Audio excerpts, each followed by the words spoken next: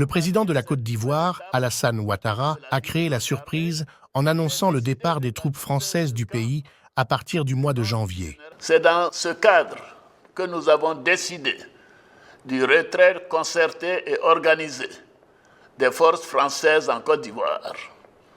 Ainsi, le camp du 43e BIMA, le bataillon d'infanterie de marine de Port-Bouët, sera rétrocédé aux forces armées de Côte d'Ivoire dès ce mois de janvier 2025.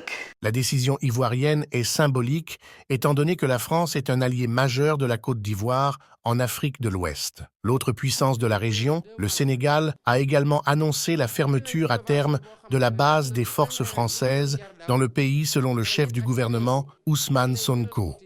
S'agissant de la souveraineté en matière de défense, le président de la République a annoncé la fermeture prochaine des bases militaires étrangères au Sénégal.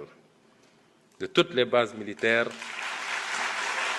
La situation met en difficulté la France, qui perd un accès direct sur toute l'Afrique de l'Ouest. L'armée française est d'autant plus en état de choc stratégique que le Tchad a fermé il y a quelques semaines les bases françaises, coupant l'accès de la France au Sahel. Le retrait quasi total de la France du continent africain est une victoire stratégique, militaire et politique des pays de l'AES qui ont été les premiers à expulser l'armée française du bloc sahélien. Personne ne peut nier l'influence continentale du bloc des pays de la Confédération de l'AES. N'oubliez pas d'activer la cloche située à droite d'Info Minutes pour recevoir immédiatement nos vidéos.